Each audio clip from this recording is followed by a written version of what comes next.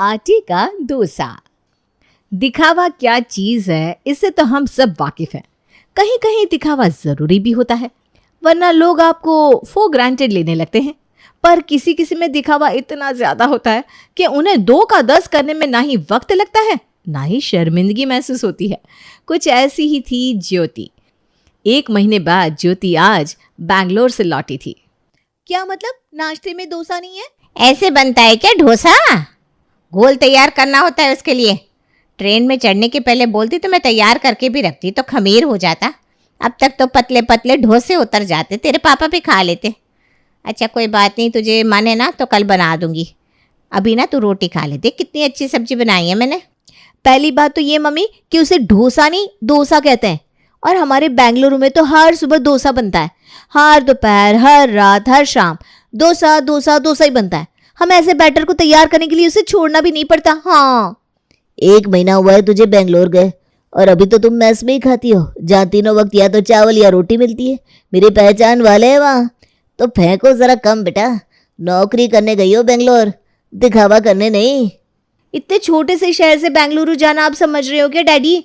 Daddy देख रही हैं आप सुमन जी, इसीलिए मैं इसे बाहर भेजने को रेडी नहीं था। 1 महीने में ये लड़की मुझे डैडी बोल रही है। साल भर बाद अगर आती तो मुझे चपरासी ना बोल देती। आप लोग ना बेंगलुरु की ट्रैफिक से भी ज्यादा शोर मचा रहे हैं। जा रही हूँ मैं बाबा। मेरे ईयर प्लग्स कहाँ है मम्मी? वो साउंड प्रूफ है ना, उसे पहन लूंगी तो ये कलेश मेरे कानों के अंदर नहीं जाएगा। ये कहकर ज्योति अपने कमरे में चली जाती है। उसके पीछे से महेश सुमन से कहता है, अब आप बोलिए, एक तो मुझे समझ में नहीं आ रहा 1 महीने में इसे छुट्टी कैसे मिल गई, और इतने से दिनों में आपकी बेटी में इतने बदलाव आ गए। देखिए, इसे बाहर छोड़ना ज़्यादा दिन के लिए मुझे सही नहीं लगता। नौकरी करने की इच्छा थी इसकी, जो इसने कर ली 1 महीना। चलो उतना ही सही, अब अच्छा रिश्ता देखते हैं। इससे पहले कि ये बेंगलुरु लौटे इसे ससुराल भेज दीजिए भाई। ठीक कह रहे हैं आप, देखती हूँ मैं। एक तरफ दिखावटी ज्योति थी तो दूसरी तरफ सीधा साधा राहुल। 15 दिन बाद ही राहुल की शादी होने वाली थी। सब कुछ काफ़ी अच्छा चल रहा था। राहुल लगभग रोज़ रमा से मिलता, बातें करता, पर आज कुछ अलग ही मूड में रमा राहुल को कॉल लगाती है। देखो राहुल, तुम इसे अदरवाइज मत लेना, पर मैं मुंबई से पास आउट हूँ और तुम इस छोटे से शहर में अपनी दुकान संभालते हो। अभी तो शादी कर लेंगे, सब कुछ प्यारा प्यारा सा लग रहा है, पर 6 महीने साल भर बाद ना हम दोनों की लिविंग स्टैंडर्ड का डिफरेंस हमारे बीच प्रॉब्लम क्रिएट करेगा। हमारी सगाई हो चुकी है रमा, अब इन बातों से क्या फ़र्क पड़ता है? वही तो राहुल, हमारी बस सगाई हुई है, शादी नहीं। और अच्छा है ना कि शादी के पहले ही मुझे इस बात का रियलाइजेशन हो गया कि हम दोनों एक दूसरे के लिए बने ही नहीं है। तुम्हारे स्टैंडर्ड और मेरे स्टैंडर्ड में काफ़ी फ़र्क है। किस चीज़ की कमी है मेरे घर में, तुम ही बताओ। तुम्हारे घर वालों ने सब कुछ देखा था, जाना था, उसके बाद ही रिश्ते के लिए हाँ किया था ना। बहुत आगे मत बढ़ाओ, मेरे लिए ये रिश्ता आगे नहीं बढ़ सकता। ये कहकर रमा फ़ोन कर देती है। राहुल अपने घर पर सभी को इस बात की जानकारी देता है। और मत सुनो मेरी बात, मैं तो पहले ही कह रहा था कि सगाई के लगते लगते ही शादी कर लो। बड़े बुजुर्ग सोच समझ कर कहते हैं कि सगाई और शादी के बीच में ज़्यादा फर्क नहीं होना चाहिए। लगा लिया ना दिमाग लड़की ने। अरे दिमाग क्या लगाया, अपना भाग्य फोड़ कर गई है। शहर के सबसे बड़े कपड़े व्यापारी में नाम आता है सुरेश अग्रवाल का। कार्ड भी छप गए मम्मी, सभी को पता है 15 दिन बाद शादी होने वाली है। कैटरिंग हो चुकी है, होटल बुक हो गया है। अब सब कैसे क्या करेंगे हम? खुद को मॉडर्न दिखा कर गई है ना वो। वादा करती हूँ मैं तुझे बेटा, तेरी शादी उसी तारीख को होगी, एक मॉडर्न पढ़ी लिखी लड़की से। अब लोगों को क्या पता कि कार्ड में छपा नाम और सामने खड़ी लड़की एक है या अलग। सगाई में तो ज़्यादा लोगों को हमने बुलाया नहीं था, लोगों को तो सिर्फ खाने से मतलब होता है। बड़े शहर की पढ़ी लिखी लड़की ढूंढ कर लाऊंगी तेरे लिए, वादा है ये मेरा। और सुशीला राहुल के लिए एक अच्छी लड़की की तलाश में लग जाती है। ऐसे ही सुशीला एक रोज़ ज्वेलरी शॉप पर कुछ गहने लेने जाती है। वहाँ पर ज्योति भी अपनी माँ के साथ पहुँचती है, और जैसे ही ज्योति सुशीला को मोटे मोटे सोने की चेन लेते देखती है तो बड़ी बड़ी फेंकना शुरू कर देती है। इस शॉप के गोल्ड में ना ज़रा भी वेट नहीं लग रहा मम्मी। बेंगलुरु में तो हम ये मोटे मोटे सोने की लड़े पहनते थे। लड़की क्या, लड़की भी लेने आए हैं सोने की घास, और ड्रामे तो ऐसे कर रही है कि पूरी दुकान खरीद लेगी। तुम बेंगलुरु में रहती हो क्या बेटा? रहती क्या हूँ आंटी जी, कॉर्पोरेट की ज़िंदगी है, बस कट रही है जॉब करके।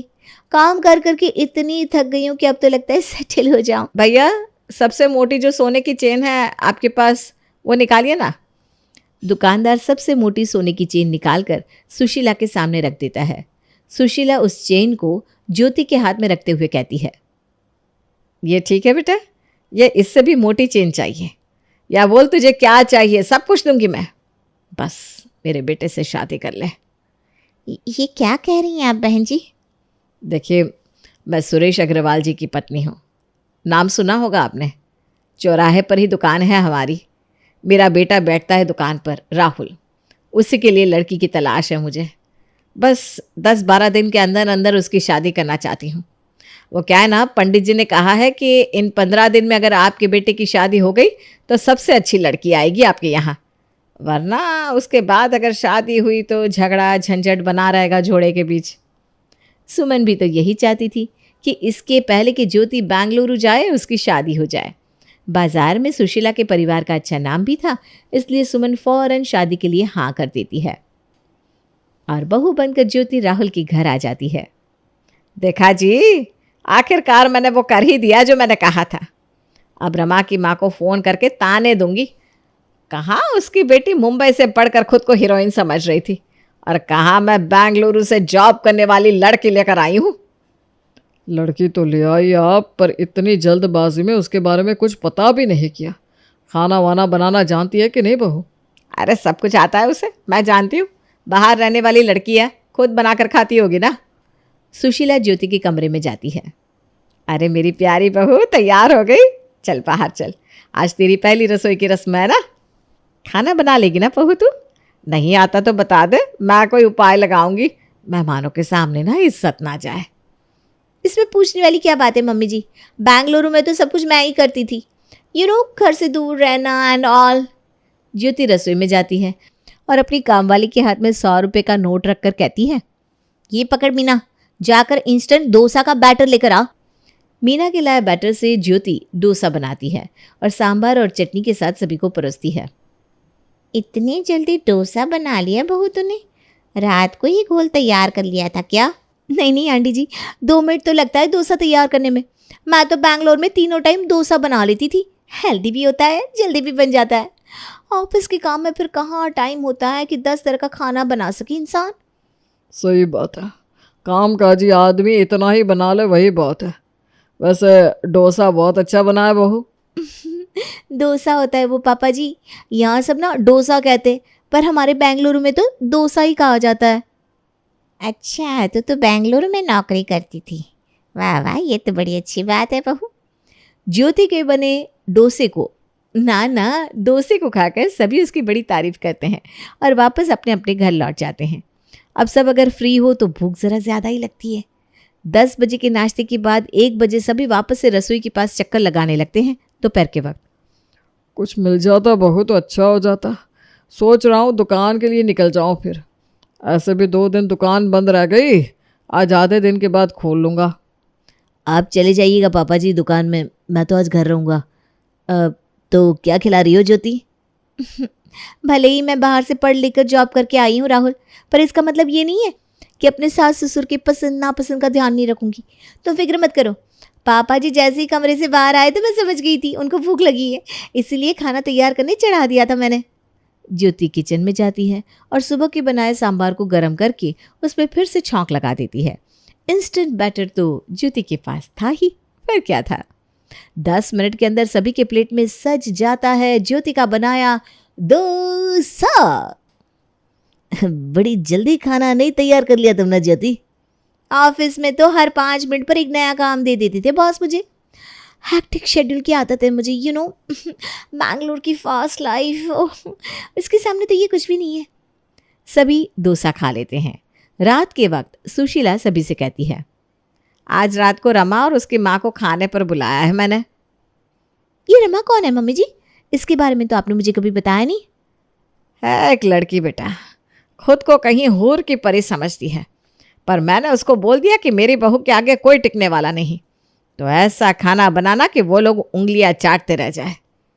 अब फेंकने में तो ज्योति एक्सपर्ट थी ही। रात को जैसे ही रमा और उसकी माँ मोना ज्योति के ससुराल पहुंचती है। किचन से फ़ोन पर बात करती हुई ज्योति बाहर आती है। या सर, मैं ऑफिस रीज्वाइन कर लूँगी, बट आपको पता है ना मैं कैसी हूँ। माना अगले महीने हमें ऑफिस के काम में हांगकांग जाना है, पर उस ट्रिप के लिए मैं अपने ससुराल का काम तो नहीं छोड़ सकती ना। प्रमोशन से ज़रूरी मेरे लिए मेरा ससुराल है सर। ज्योति, इनसे मिलो। ये है रमा और ये है मोना आंटी। नमस्ते नमस्ते आंटी जी, बैठिए ना। आओ रमा। ज्योति के ठाट बाट देखकर रमा की तो आंखें ही चौंधिया जाती है।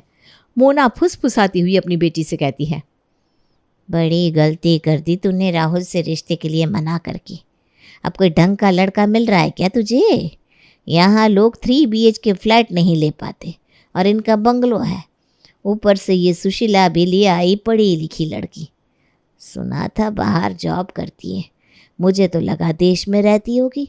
अब भाई ये तो विदेश की बातें करती हैं और घर के काम भी संभाल रही है। राहुल के तो भाग्य बदल गए बेटा। क्या ही घर का काम करती होगी मम्मी, फेंक रही है ये। तभी डोसा बनाकर रमा सभी को परोसती है। छठी बार ये बहू डोसा लेकर आ गई। कितना डोसा खाया आदमी। मुझे लगा था 2-4 सब्जी नान चावल ये सब बनाएगी ज्योति, पर ये तो फिर से सांभर डोसा लेकर आ गई। रात को डोसा कौन खाता है आंटी? वही तो बेटा, लगता है ज्योति को खाने के बारे में नॉलेज नहीं है। सिर्फ बाहर काम करने से नहीं होता, घर में कब क्या बनाना है इसकी भी समझ रखनी पड़ती है। मेरी रमा तो अपने ससुराल में कभी भी ये गलती नहीं करेगी।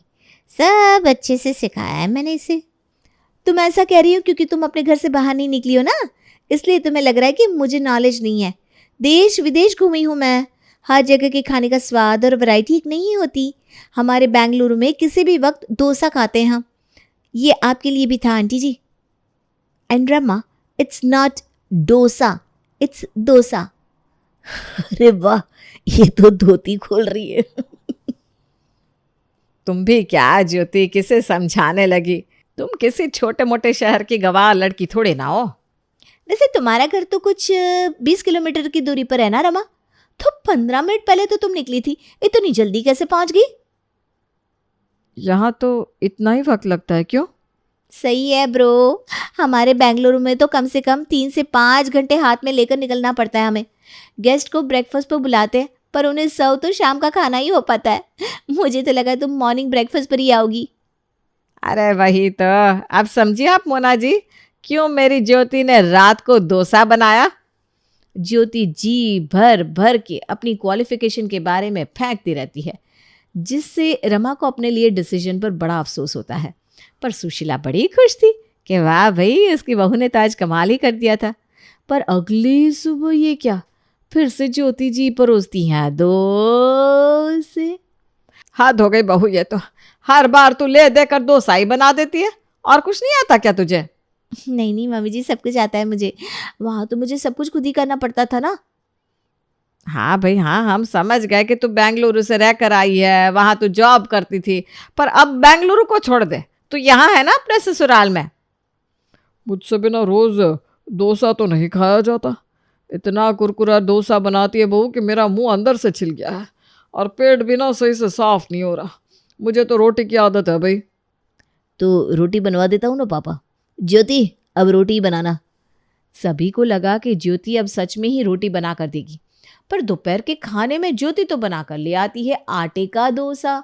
खाना देखते ही सुशीला कहती है, बहू तेरे पापा जी ने कहा था ना तुझे रोटी बनाने को।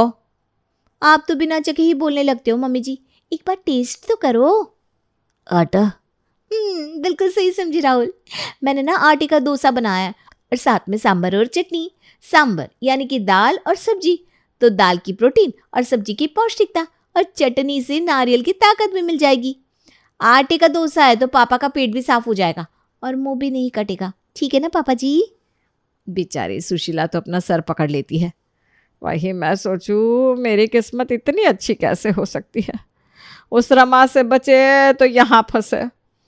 अपनी आदत से मजबूर ज्योति बनाती तो डोसा ही है, भले ही वो आटे का क्यों ना हो। सुबह शाम दिन रात वही खाना खा खा कर उसके ससुराल वाले बुरी तरह परेशान हो चुके थे। एक रोज पड़ोसन कमला सुशीला से मिलने आती है। बहू कमला आंटी आई है, जरा इनके लिए नाश्ता तो लगा। ज्योति किचन में जाती है और छोटे छोटे आटे के डोसे बनाकर कमला के आगे परोसती है। हमें तो 24 घंटे यही खिलाती है। कम से कम आए हुए मेहमानों को तो कुछ और खिला दे, इसी बहाने हमें भी वैरायटी मिल जाए। आप तो जानती है मम्मी जी, मैं बाहर रहकर आई हूँ ना, तो वहाँ पर। अरे हाँ हाँ भाई, वहाँ यही चलता था। हाँ, तो जहाँ तक रही वैरायटी की बात, तो कितने छोटे से डोसे बनाए मैंने, बिल्कुल पकौड़ों की साइज की। चावल की डोसे में आटा भी मिला हुआ है, साथ में सांभर और चटनी, पूरा का पूरा प्लेटर है आंटी जी ये। मैं पानी पीकर चली जाऊंगी बेटा, उठा ले अपना नाश्ता और ले जा यहाँ से। जब भी मैं तेरे यहाँ आती हूँ सुशीला, तेरी बहू घूम फिर कर ये डोसा ही परोस देती है। परेशान नहीं होते क्या तुम लोग? अरे पूरी तरह परेशान हो चुके हैं, पर करे भी तो क्या। रोटी बनाने बोला तो आटे का डोसा बना दिया, अब चावल बोलेंगे तो कहेगी चावल तो डोसे में होते ही है मम्मी जी। इसकी माँ से बोल अपनी बेटी को समझाए, वरना अपने घर ले जाए। कमला की बात मानकर और अपनी बहू के डोसे से परेशान होकर सुशीला अपनी समधन को फोन लगाती है। अब हम परेशान हो गए बहन जी, कितना ही कोई बर्दाश्त करे। 6 महीने से एक ही खाना खा रहे हैं हम। तो आप क्यों कंजूसी कर रही हैं? रेस्टोरेंट जाकर खा लीजिए। अरे ये भी किया हमने, पर आपकी बेटी तो हमें लेकर भी साउथ इंडियन रेस्टोरेंट ही जाती है। या तो आप अपनी बेटी को समझाइए या उसे अपने घर ले जाइए। अब लगता है मेरी ज़ुबान खुलवा कर ही मानेंगी समधन जी। मैं कहना नहीं चाह रही थी, पर कह देती हूँ। मुझे पता लग गया है कि आपकी बेटी की शादी होते होते रह गई थी, इसीलिए आप शादी को लेकर इतनी हड़बड़ी में थी ना। तो ये धमकी तो आप मुझे मत दीजिए। मार्केट में अभी तक किसी को इस बात की भनक नहीं है। अगर आपने ज़्यादा 19-20 की तो मैं 21 कर दूंगी, ठीक है? आटे के डोसे में प्रॉब्लम नहीं है। रखती हूँ फोन। 1 महीने के लिए बहू को किसी और शहर भेज देती हूँ, अब यही उपाय बाकी बचता है।